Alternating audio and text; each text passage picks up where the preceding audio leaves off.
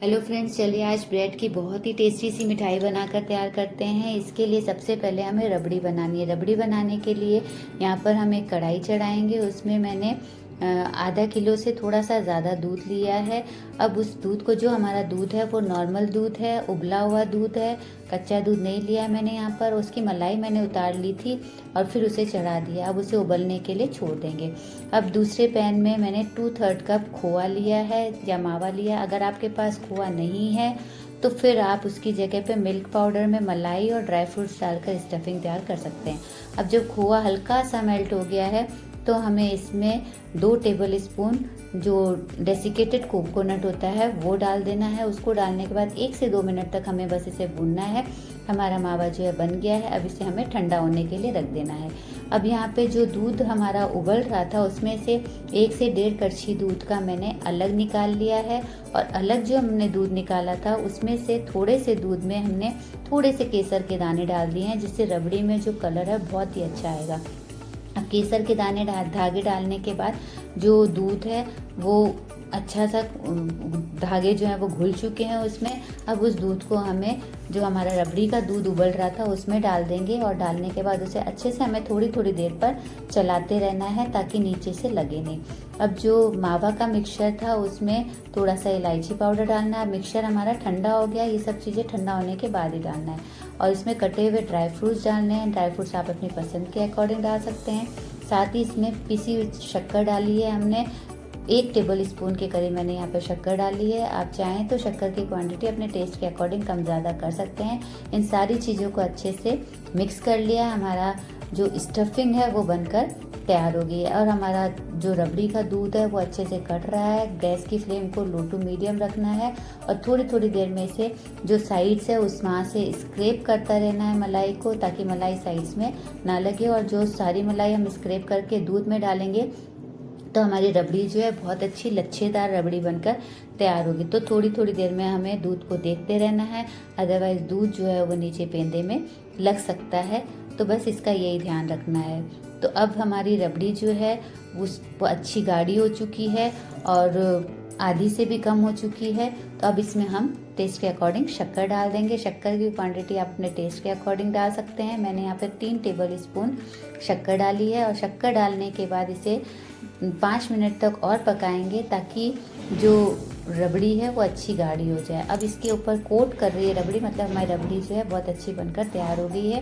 अब गैस की फ्लेम को बंद कर देंगे और इलायची पाउडर से इसे गार्निश कर देंगे। तो इस रबड़ी को हम ठंडा होने के लिए रख देंगे। अभी बहुत गर्म है ये। जब तक हमारी रबड़ी ठंडी हो रही है तब तक चलिए ब्रेड ले लेते हैं। अब मैंने यहाँ पे छोटे साइज़ की ब्रेड ली है। ब्रेड को हमें क्या करना है, बेलन की हेल्प से अच्छे से बेल लेना। ब्रेड हमें फ्रेश ही लेनी है, पुरानी ब्रेड हमें नहीं लेनी है इस रेसिपी में। अब बेलन से बेलने के बाद हमें क्या करना है, किसी भी कटोरी की हेल्प से उसके सर्कल्स काट लेने हैं। तो अगर बड़ी ब्रेड होगी तो बड़े बड़े सर्कल्स बनेंगे, तो आप उसे किसी भी तरह से रोल कर सकते हैं। अब एक सर्कल लेना है, उसके ऊपर जो दूध है उसे हल्का सा लगाना है हमें। और लगाने के बाद जो हमारी स्टफिंग थे वो अच्छे से डाल देंगे। और स्टफिंग डालने के बाद जो दूसरी ब्रेड है उससे उसे ऊपर से प्रेस कर देंगे। उसके साइड्स जो हैं वो अच्छे से दबा देंगे, जो ताकि वो अच्छे से सील हो जाए। इसी तरह से हमें सारे ब्रेड्स जो हैं वो बनाकर तैयार कर लेनी है। आप इस तरह से रसमलाई की टाइप की ये भी बना सकते हैं। आप चाहें तो इसके रोल भी बना सकते हैं। इसी तरह से करना है, बस अगर बड़ी ब्रेड होगी तो अच्छे से रोल हो जाएगी। रोल भी बना सकते हैं।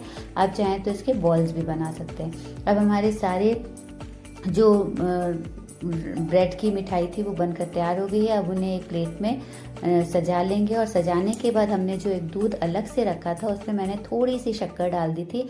अब उस दूध को उसके ऊपर हमें डाल देना है ताकि हमारी ब्रेड जो है वो थोड़ी सी मॉइस्ट हो जाए। अब डालने के बाद हमारी रबड़ी जो है वो बहुत अच्छे से ठंडी हो गई और बहुत ही लच्छेदार रबड़ी बनकर तैयार हुई है। और केसर डालने से क्या हुआ है, इसका कलर जो है बहुत अच्छा आया है। अगर केसर नहीं डालेंगे तो क्या होगा, वाइट वाइट सी रहेगी। तो आप नहीं डालना चाहें तो केसर मत डालिए, ऐसे वाइट भी अच्छी लगती है। तो केसर डालने से बस ये है कि कलर बहुत अच्छा आता है। अब सारी ब्रेड की मिठाई के ऊपर हमें अच्छे से रबड़ी से उसे कोट कर देना है। ताकि उसमें ब्रेड हमें दिखे नहीं कि ये ब्रेड की मिठाई है।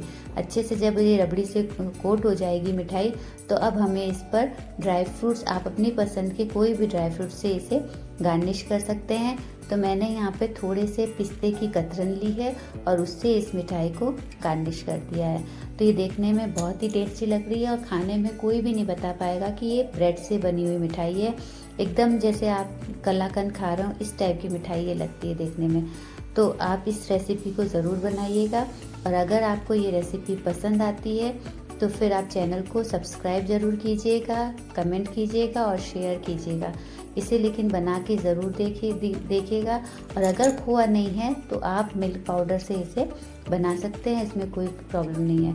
और खाने के बाद ये खाने में भी बहुत टेस्टी लगती है, क्योंकि अंदर दूध भी चला गया, अंदर स्टफिंग भी है इसके, तो ये बहुत ही टेस्टी बनकर तैयार होती है। आप इसे घर पर ज़रूर बनाकर ट्राई कीजिएगा, और रेसिपी पसंद आए तो शेयर ज़रूर कीजिएगा।